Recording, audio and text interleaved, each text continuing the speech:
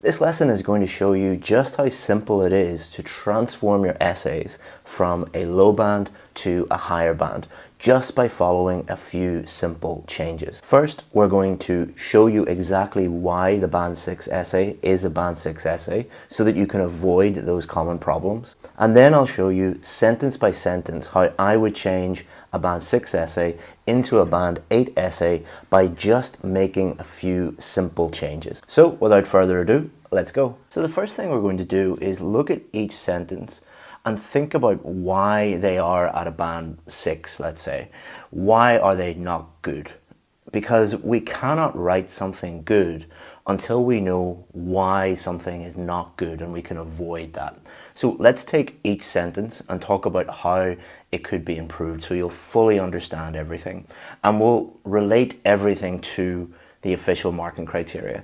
Don't worry, I know that it's very small. I'll zoom in on each part if I'm referring to it. Okay, so let's start off with the first sentence. Nowadays, spelt incorrectly, digital phones are a hot topic in modern life. So this is known as a background sentence. Many teachers, many schools teach students to memorize some kind of a background statement and then put it in as the first sentence in their essay. And what they normally do is just, instead of putting digital phones in, they tell students that put whatever the main topic is. So they memorize nowadays space are a hot topic in modern life or something like that. Now, there's a few problems with this. Number one, from a strategic point of view, you are not losing marks per se for putting this in, but think about what you need to do on test day. You need to write a good essay that is more than 250 words in 40 minutes or less.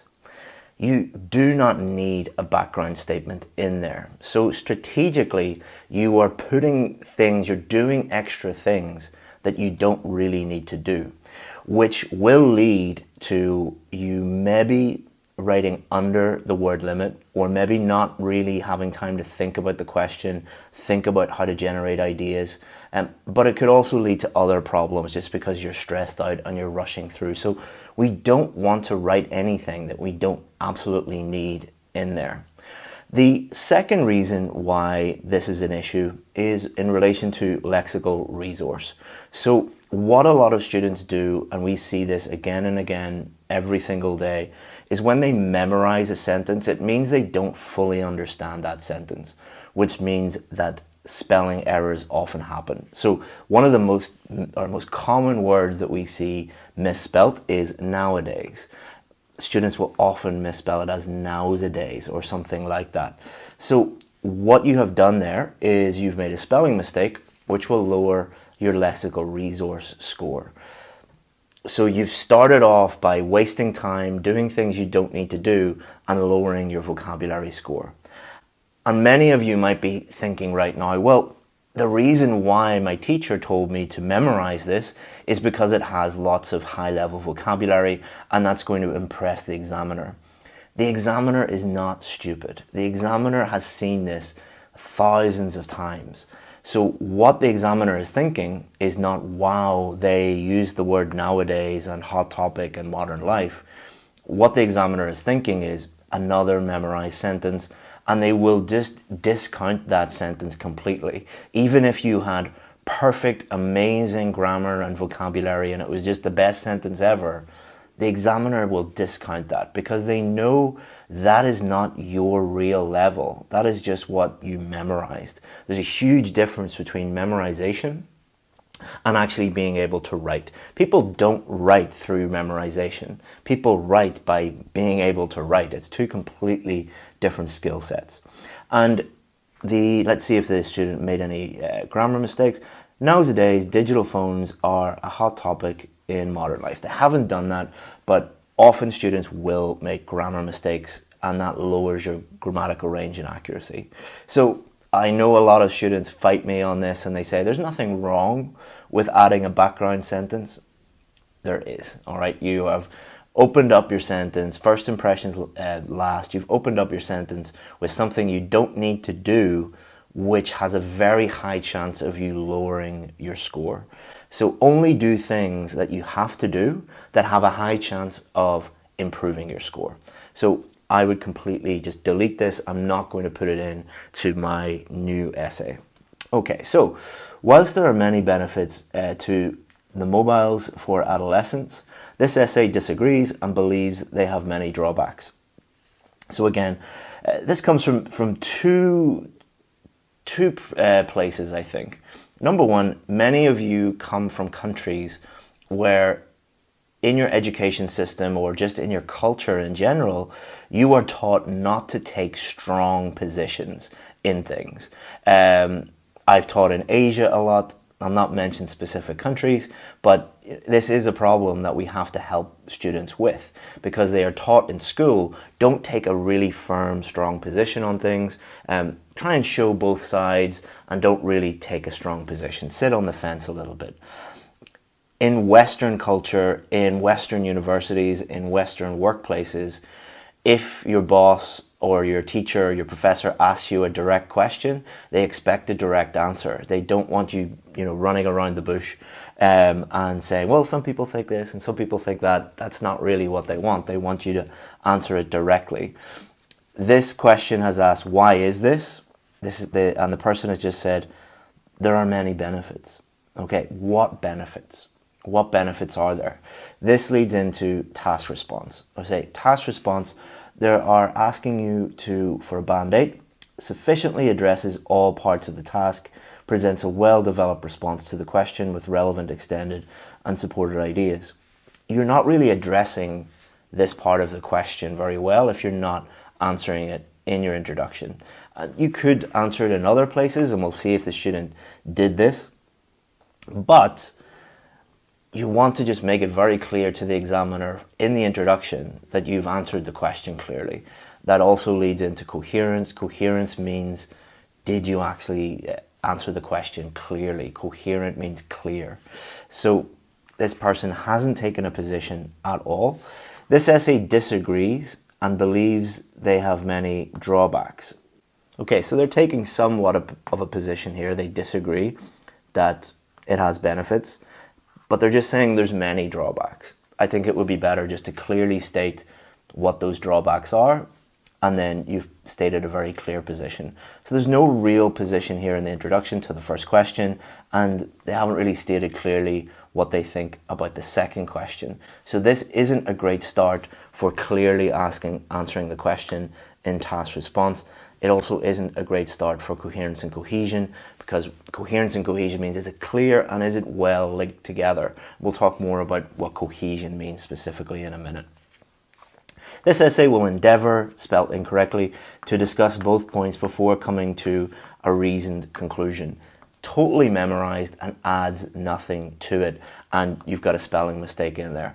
I'll not spend any more time on explaining why this memorized sentence is not going to help you. Refer back to the first sentence. So most of this paragraph, this entire paragraph, is just memorization, which doesn't add anything to your essay. It has also led to a huge number of linguistic errors, and there's a bit in the middle that kind of takes a position but doesn't go into any real detail and doesn't tell people exactly what's happening in the essay.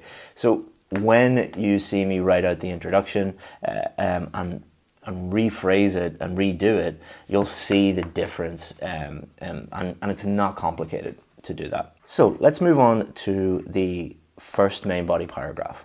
What the examiner is looking for here in the first main body paragraph is, did you go into detail and really explain why this is the first question that they asked? And they're also looking to see, is there any cohesion between what you put in the introduction and what you put here? By cohesion, I don't mean linking words, but basically, are you talking about the same thing here as you're talking about in the introduction? In the introduction, you're introducing the main ideas, your main positions, and then in the main body, you're going into detail. So let's have a look at what they say here. The young ones love to use digital devices because games are entertaining. Okay, so they said in the introduction, there's many benefits to the mobiles for adolescents. The young ones love to use digital devices because games are entertaining. Okay, so this is a reasonable, relevant, specific idea. Why do children spend so long on their smartphones? They're entertaining. It's a little bit vague, but it's pretty good. An examiner is not going to look at that and think, I don't understand that idea, or that idea is not good. Games are entertaining. Okay, not bad at all. It probably would have been better to put that in your introduction and go into more detail here, but we'll look at how to do that later in the lesson. Anyone with phones can access thousands of games at the touch of a button. Okay, they're explaining why games are entertaining. These mean there are endless opportunities for them to enjoy themselves and can often spend many hours each day consuming new games without even thinking.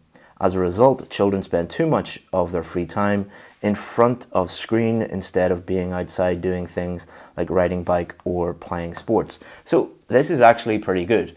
They're using the structure that most good students use to write their main body paragraphs, which is topic sentence and then explanation. And their explanation is pretty good as well, because what they're doing is they're explaining why children spend so long on their phones in relation to their main idea. So there's good cohesion here between their main idea and their explanation.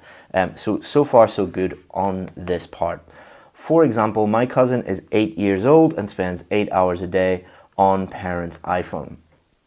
Okay, so there's good things about this example and not so good things about this example. The good thing about this example is the example is actually related to the main point. The whole paragraph is about the one thing, why is this the case? And it's about games being entertaining on a phone. So this is a very cohesive paragraph because the whole thing is just doing one thing. So that's pretty good. But the problem with the example, and many examiners will knock you down for this, is it's way too personal. Examiners see this all the time where people talk about their cousin and their auntie and their sister, and it doesn't really provide any authority. So I could say, my son plays games for 8 hours a day, therefore games are dangerous. That could just be because I'm a bad parent, or my son has an addictive personality. But if I said something more general, like on iPhones they can actually collect the data on the screen time. Apple released figures that said the average use per day on their iPhones is 8 hours a day. So you're using that 8 hours a day thing, but it's far more authoritative because there's a far bigger sample size. Apple has billions of customers. Your cousin is just one person. So try to make your examples more authoritative by just thinking, is this one person I'm talking about, which is probably just your family member or someone you know, or could I change it to provide a bigger sample size, make it a little bit more general, but always keep it specific to the topic you're talking about. But the examiner is not going to mark you down a huge amount for this. So if we look at task response, if we were just looking at this paragraph in isolation, sufficiently addresses all parts of the task. This paragraph has focused in on that one question and has done a pretty good job with it. Presents a well-developed response. They have developed the response to the question with relevant, extended, and supported ideas. So their ideas are relevant. We can look into the topic sentence there. That is a relevant idea. Have they extended that idea? Yes, they've explained it. And have they supported that idea? Yes, they've supported it with explanations and that example. Is the example relevant? Is it the best example ever? No, but that's a pretty easy fix for most students. And I'll show you how we can do that in a second when we look at how we could change that. But not a great start with their introduction, but that's a pretty good main body paragraph. We're not looking at lexical resource and grammatical range and accuracy yet. We'll do that at the end. But for task response, they're doing a pretty good job so far with that paragraph. If we move on to coherence and cohesion, you can see presents a clear central topic within each paragraph. There was a clear central topic in the topic sentence and they stuck to that. So pretty good for that point there. Arranges information and ideas coherently, and there's a clear overall progression. So if we have a look up here at the introduction, there are many benefits to the mobiles for adolescents. They haven't actually talked about any of this paragraph in the introduction. So as the reader, I'm a little bit confused. Are they saying why children spend so long, or are they talking about this as a benefit? If they had have been very, very clear in the introduction, this is why children spend so long, and said that specifically, that just makes it a lot easier to read. It makes it more coherent, it makes it more cohesive. I'm really a little bit confused when I'm reading this, because I'm coming to this as not an IELTS examiner. I'm not someone who has really studied this question and has thought about it.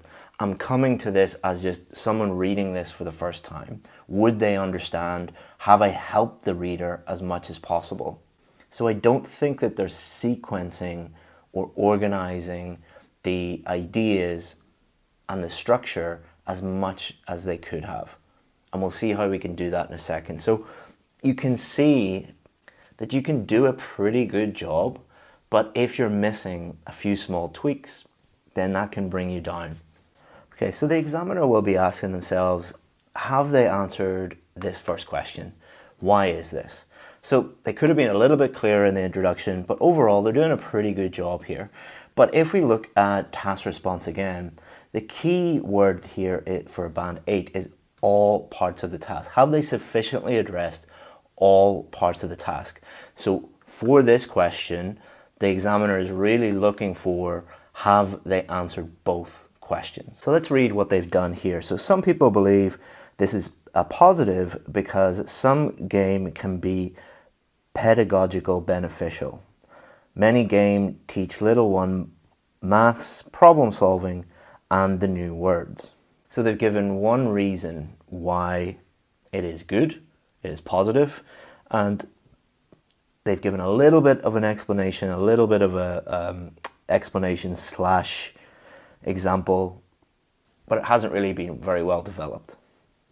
However, there are others who believe, so they're talking about some people and others. The examiner is asking you, what do you think? Now you can use language like this, but you need to make it really clear what you think as well. However, there are others who believe there are many drawbacks. Firstly, some can be addicting. Secondly, kids will not spend as much time with the parents and family. Thirdly, some games have too many things that can cause children to become violent. For example, 89% of iPhone games were found to have extreme violence in them. So has the person here taken a position? In other words, have they said what they think? Have they said firmly, this is what I think, or this essay believes this? You have to come down on one side or the other.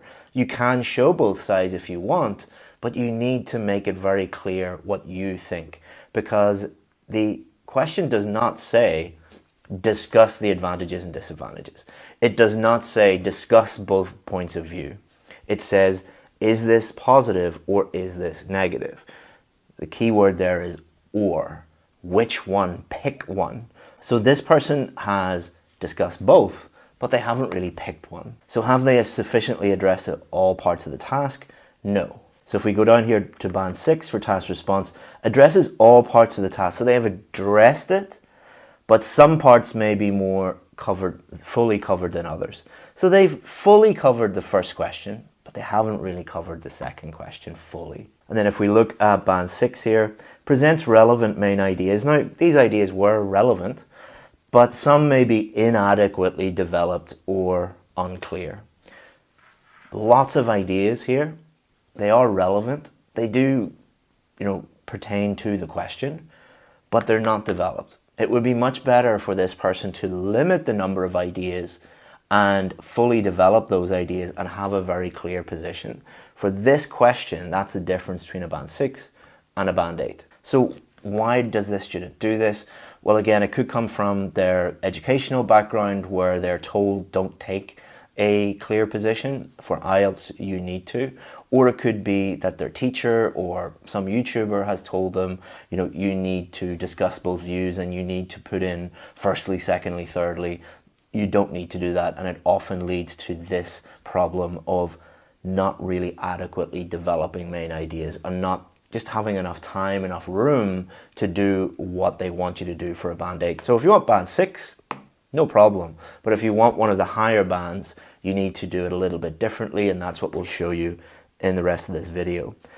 The last part or last problem with this paragraph is, for example, 89% of iPhone games were found to have extreme violence in them. No, that's just wrong. There is no way that 89% of games on the App Store have extreme violence, not even, moderate violence. This is why we suggest to students that unless they know the statistic, 89%, unless they know that for sure, 100%, they've seen it many times and they know it back to front, like the back of their hand, do not write it. Most of the time, if you try and use statistics and studies and things like that, you'll mess them up because you're under pressure, you're stressed out, and your brain just is saying, just put in anything. Just let's get this over and done with.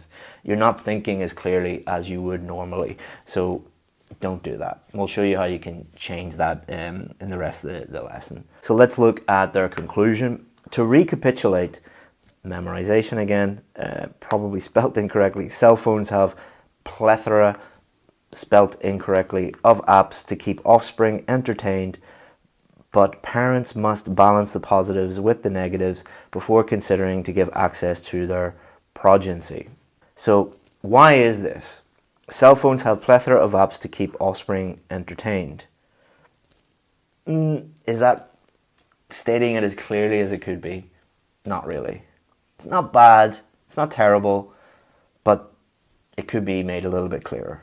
But parents must balance the positives with the negatives before considering to give access to their progeny. Is this positive or negative? I don't know. I want this person. Please just tell me. Even if it's just in the conclusion. You haven't done it in the introduction. You haven't done it in the main body. And now you haven't done it in the conclusion. So here we see band 7 for task response presents a clear position throughout the response. There is no clear position at any point in the essay for the second question. So we cannot give it a band 7. We have to give it a band 6 at the most. Okay, so we've covered task response and coherence and cohesion. That's 50% of our total mark, but 50% is our vocabulary and our grammar. So what I'm going to do is I'm going to underline certain vocabulary issues, and I'll do that now. So if we have a look here at band 8 for lexical resource, uses a wide range of vocabulary fluently and flexibly to convey precise meanings. The key word there is precise. They're not throwing in a bunch of high-level language and hoping that it kind of means what they want.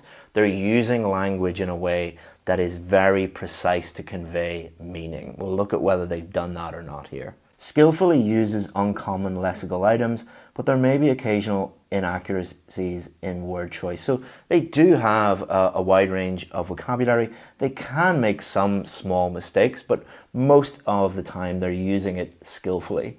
Produces rare errors in spelling and or word formation. So they might have 1 or 2 spelling errors in there. That is acceptable for band 8, but they're not going to be consistently spelling words incorrectly. If we compare that with band 6, uses an adequate range of vocabulary for the task. So they're able to write about the task. They have enough vocabulary to write about it.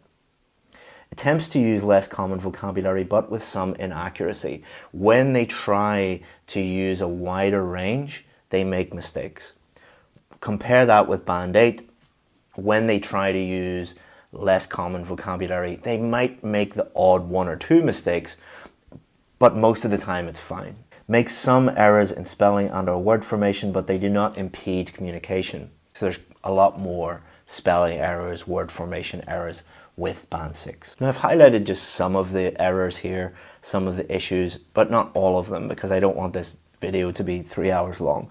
But if we can see, nowadays, believes, pedagogical, plethora, there are a lot of spelling errors, especially when they try to use either memorized language or language that they're trying to use less frequent, more high-level vocabulary. This is a clear indication to the examiner that this person doesn't really know how to use that vocabulary. This is why we always say, only use words you really understand. Because by using bigger words and making spelling errors and other errors like meaning errors and using them less precisely, you're literally telling the examiner, I don't deserve a high score. And there are also meaning errors. So adolescence. The question doesn't ask about adolescents. The question asks about children. This is demonstrating to the examiner that you do not know the meaning of the word children, and you don't know the meaning of the word adolescence. Why do students do this? Because they are told that if you repeat a word, you will get lower scores. It is better to repeat the word or use a simpler word than it is to try and use a higher level word and it to be wrong. So the spelling is correct here, but the meaning is wrong. So they're not using a wide range of vocabulary precisely. Young ones, very informal. We wouldn't really say that. Young ones can mean people in their 20s. We often do use that to talk more about people in their 20s than people that are children. So again, same issue there. Pedagogical, beneficial, this doesn't make any sense. Pedagogical relates to education. Beneficial means that it's good. I kind of know what they're saying. It doesn't impede communication, as it says here in the marking criteria, but they're having all sorts of problems with word formation there, and they don't really know what it means. And it will come as a big shock when this person gets a band 6 or maybe even lower, because they will say, well, I used lots of big words, but you didn't use them correctly. Firstly, some games can be addictive. This is a common error. You get the word form wrong, again, demonstrating that you don't really fully understand that word. Plethora, okay, the meaning is correct, but the spelling is incorrect. Offspring and progeny, you wouldn't really use that outside of a biology lab. We wouldn't, if I turned around to my wife and said, where is my progeny, or where are our offspring? She would think that I was insane. They are synonyms of children, but it's not appropriate to use those in an essay because they don't, in this context, it's not the right style of word to use. So this student is most likely to get band 6 for lexical resource for those reasons. The last thing that the examiner is going to look at are the grammatical errors. How many grammatical errors is this person making? By understanding the essay and reading through it and understanding most of the stuff that the student is trying to say, the student has demonstrated that they have enough range of grammar. Range really isn't a problem here, but what it says is not grammatical range. It says grammatical range and accuracy. And the most common reason why students get a band 6 is for a lack of accuracy, not a lack of range. So let's go through and find some of the mistakes here. I've underlined most of the grammar mistakes here in red. And there are two things that the examiner will notice. The first thing that the examiner will notice is there are grammatical errors in most sentences. So more than 50% of the sentences have grammatical errors in them. So if we look at band 8 here for grammatical range and accuracy, the majority of sentences are error-free.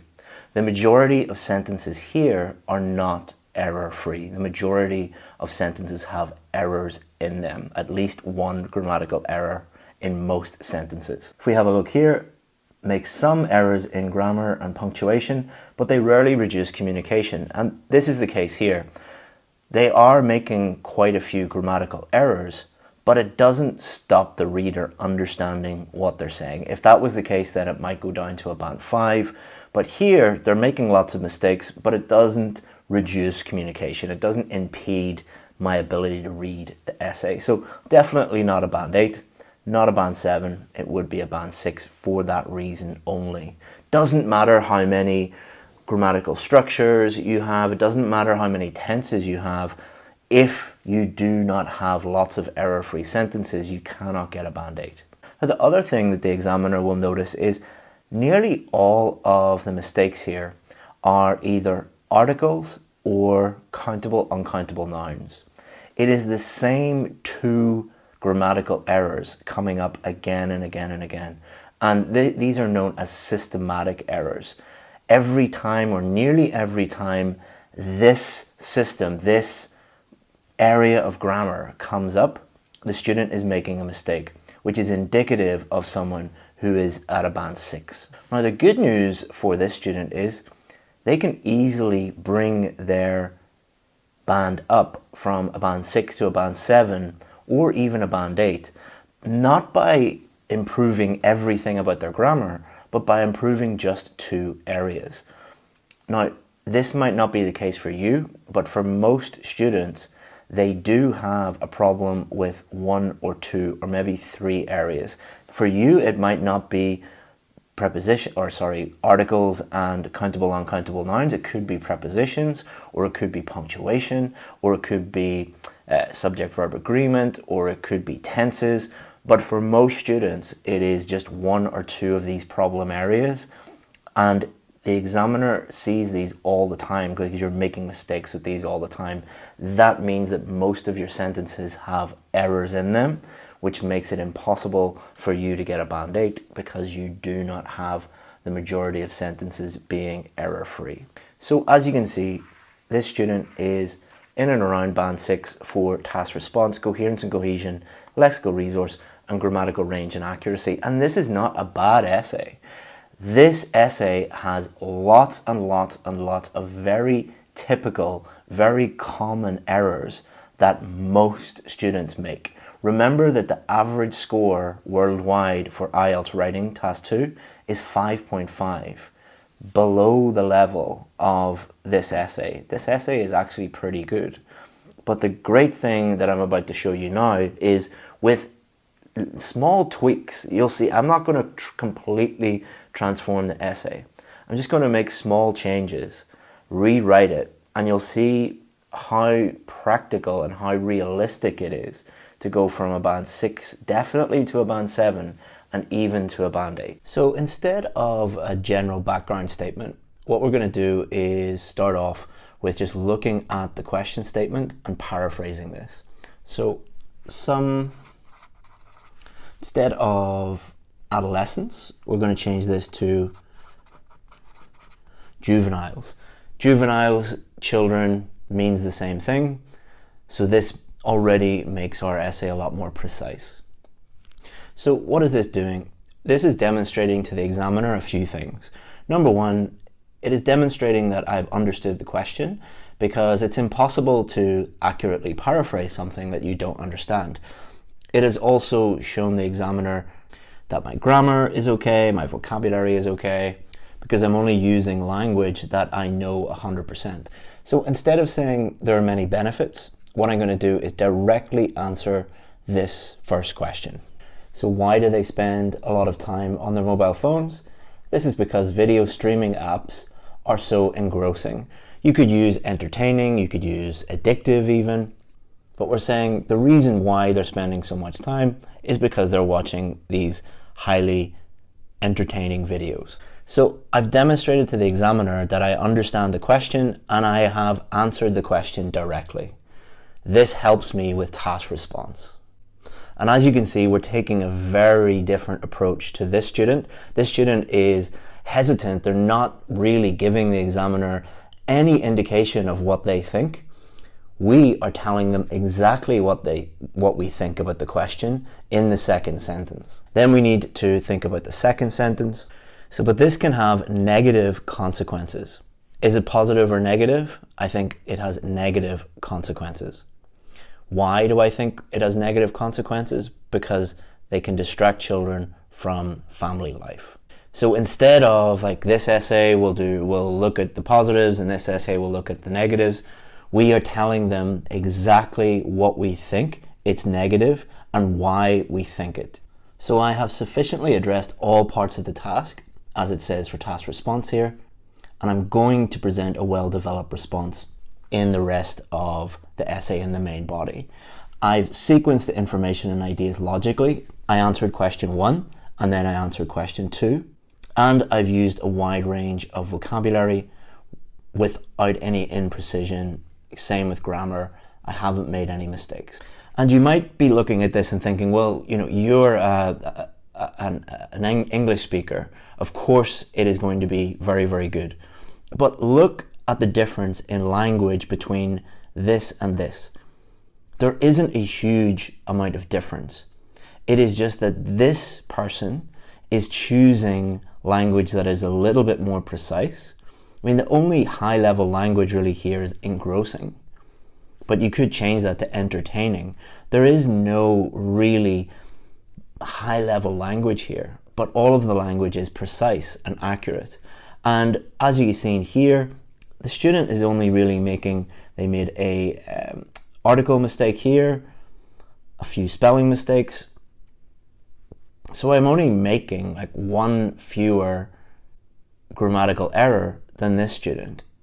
It is not about completely transforming what you're doing. It is about making these small tweaks. So let's start off with our first main body paragraph. Okay, so minors love using mobile devices because streaming services have many entertaining videos. So I've changed their main idea slightly. I've changed it from games to streaming services. The reason why I've done this is my son uses a lot of these streaming services. He watches YouTube, Disney Plus, all of these things.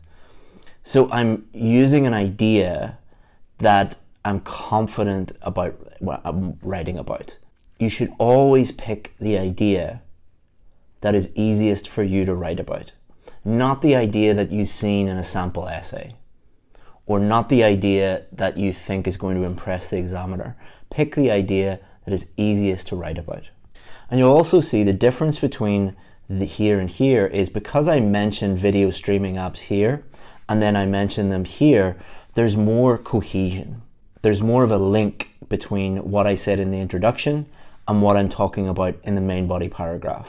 That makes it much easier for the examiner to understand what I'm doing, and it helps my coherence and cohesion. And I've changed young ones to minors. Minors is correct. Young ones is also correct, but it is a little bit informal, a little bit less precise. So I've slightly changed this one, but it's pretty much the same sentence because this was good. I've just changed games to shows. So I have changed the example a lot. And this is one of the reasons why I chose streaming shows, because I know a lot more about streaming shows and Netflix and YouTube and things like that than I do about games. I'm not a gamer and my son doesn't really play games. So I've changed it to, for example, many videos on Netflix are aimed at children, which is true.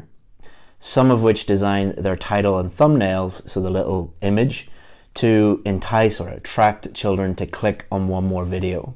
So this is very different from my cousin, all right? My cousin plays a lot of games. Who cares? This is talking about Netflix, and Netflix has billions of customers. And I know that they do this because when I open up Netflix on my TV, I can see that they have designed their thumbnails, their images in a way to be highly attractive to children. What I did not say was, for example, my son watches Netflix all the time. It's too personal. As a result, they spend their free time in front of a screen instead of being outside doing physical activities such as bike riding or playing sports. Or you don't have to put as a result. You could actually put this up here and then put the example down there. It doesn't really matter. But what I'm doing is I'm linking this back to the question. So I'm looking at the question, why do they spend so long on smartphones?